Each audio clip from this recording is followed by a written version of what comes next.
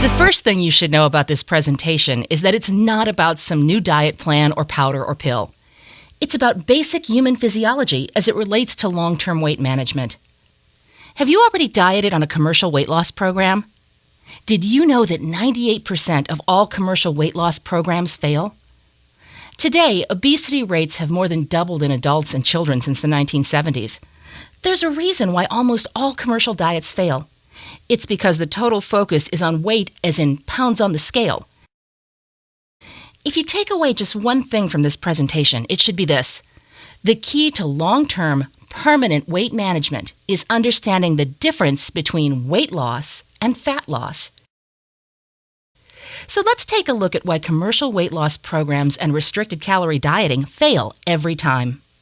Commercial weight loss programs would like you to believe that you can literally starve fat right off your body. Unfortunately, it's just not true. In fact, it's just the opposite. Fat is stored energy, and storing fat as a survival mechanism is just one of the many miracles performed by the human body. This survival function started thousands of years ago when prehistoric man often went days without food. To compensate, the body would slow down and adapt to the lack of food. And, as a precaution, it would begin to store fat for later use. In modern times, we know we're simply dieting, but the body does not understand the concept of dieting. Instead, it continues to perceive caloric restriction as starvation and a threat to its own survival. It triggers a response where the body instinctively goes into survival mode and begins to store fat. So isn't it ironic then that restricted calorie diets actually create a fat-storing metabolism? Just the opposite of what most people really hope to achieve. Here's another thing about fat.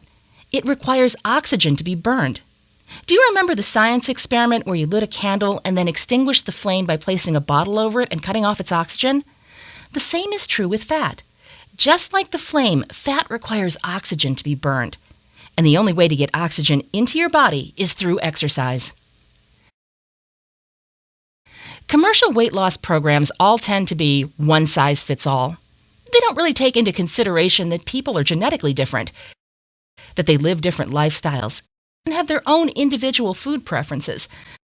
And of course, we all have our own individual caloric intake requirements. To better understand why commercial weight loss programs fail, let's take a look at the fuzzy math behind their weight loss protocol. Even though it was debunked many years ago, the weight loss gurus want us to believe that 3,500 calories is equal to 1 pound on the scale. This is their starting point. Then, with simple math, they calculate that 7,000 calories will equal 2 pounds on the scale. So if they cut out 1,000 calories per day for 7 days, that will equal 7,000 calories, or 2 pounds. This is why you always hear about losing 2 pounds a week in all their advertising. So, using their math, let's play it out. If you weigh 200 pounds and reduce your intake by 1,000 calories per day, or 7,000 calories per week, then, in theory, you should lose 2 pounds per week, right? And if we extrapolate this over 52 weeks, then you'd lose 104 pounds. If we continue with this protocol and the math holds up, well, by the end of the second year, you should totally disappear. Obviously, none of this really works. It's fake physiology and faulty protocol right from the start. First off, as most of us already know, the body is very efficient at storing fat. Next, it's physiologically easier for the body to convert healthy lean tissue into usable energy. So one way to look at it is that commercial diets actually starve muscle, not fat. And finally, most diets do not mandate physical activity. Oh, sure, they may recommend it, suggest it, state that it's a good idea, but they don't make it mandatory.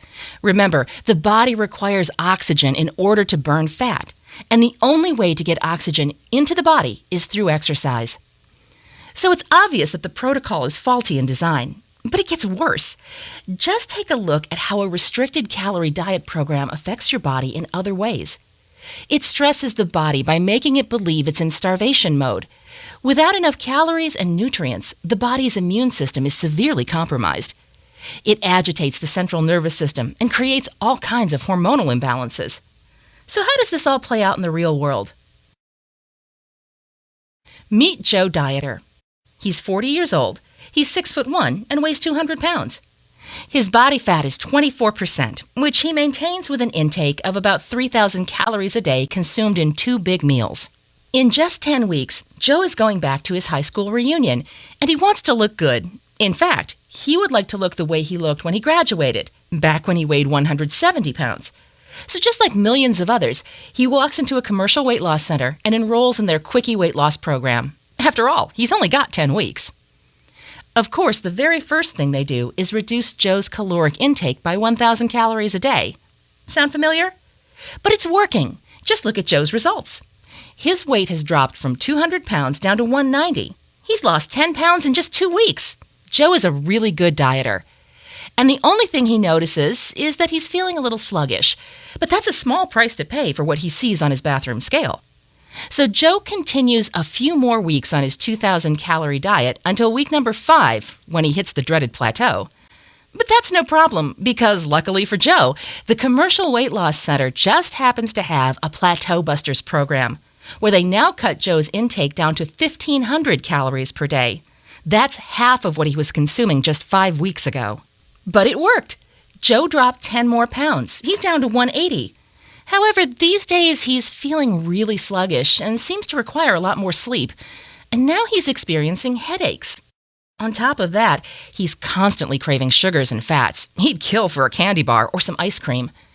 Have you ever wondered why all dieters crave sugars and fats? Why not broccoli and carrots? It's because the body is trying to get the most immediate and usable form of energy possible, and that's sugar and fat. Meanwhile, Joe is the ultimate dieter, and his reunion is right around the corner.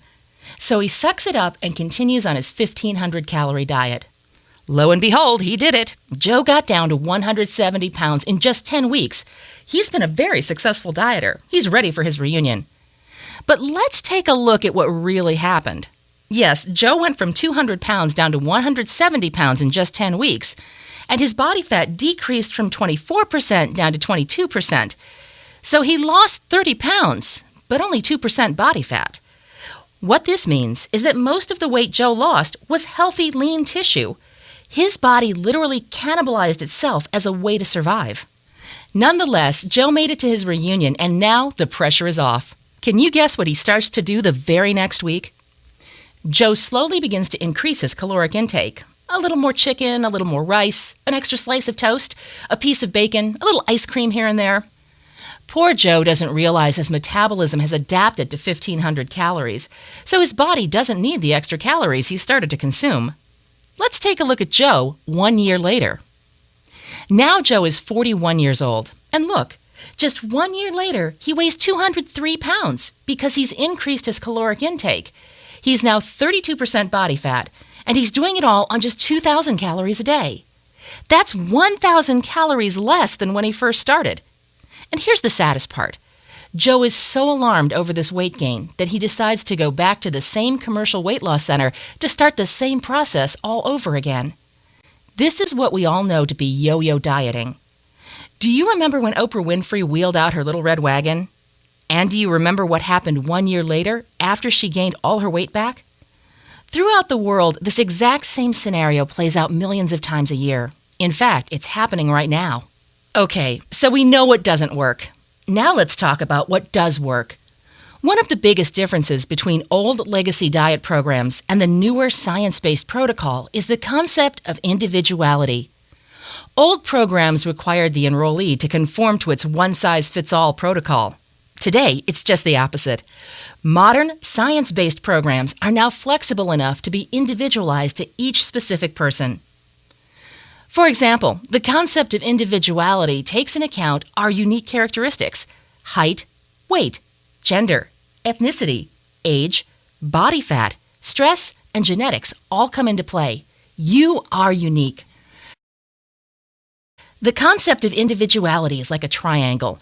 The most important part of the triangle is nutrition. When it comes to eating, we all have our own individual food preferences and tastes. So the newer programs seek healthy foods that you can purchase at your local grocery store. And they identify the healthy foods that you actually like to eat. Next is exercise and activity. There are hundreds of thousands of exercises, activities, and routines. Determining the right exercises and activities that are specific to your current physical condition, abilities, and goals are key to your progression. And finally, as an option, some people may find they benefit from various nutritional supplements. Here's why nutrition is so important. Your body requires a balance of protein, carbohydrate, and fat. This balance is essential because all nutrients within your body work synergistically together. They're dependent upon one another to complete the conversion from food to fuel. Fad diets that prescribe extreme ratios, such as eliminating almost all carbohydrates, actually inhibit the body's ability to function optimally, and they often create new problems. Structured dieting and weight loss programs have been around since the 1700s. But it wasn't until 1991 that the American Medical Association finally came out and stated, "A comprehensive weight control program, one which includes exercise, is the only effective treatment for long-term weight reduction and weight control." That's quite a statement. But what kind of exercise? How much exercise and how often? Again, that depends on your current physical condition, your abilities, and your goals. However, when it comes to long-term weight management, the most effective exercise programs will include both aerobic and anaerobic activity. Here's the simple reason why. Remember, in order to burn fat, oxygen is required. And the best way to get oxygen into your body is through aerobic activity. Anaerobic activity increases muscle activity. Muscle tissue is where fat is ultimately burned as fuel. So the more muscle and muscle activity you have, the more fat you will burn. Supplements are just that. They supplement a healthy menu and a consistent exercise program. While technology has improved food preservation and distribution, the same cannot be said for its effect on food quality. For the most part, technology has either depleted or lowered the quality of foods. Today's modern foods are affected by pesticides and chemicals, cooking and heat, modified animal feeds, and genetically altered foods, otherwise known as GMOs. Among many health professionals, supplementation is more of an insurance policy as a way for the body to receive the nutrients that may have been removed. Supplementation is a personal decision that should be discussed with your health professional as well as your own physician. This is especially true for anyone taking medication. So now you know the components required to achieve long-term permanent weight management. As mentioned in the beginning, if you take away just one thing from this presentation, it's knowing to focus on fat loss instead of weight loss.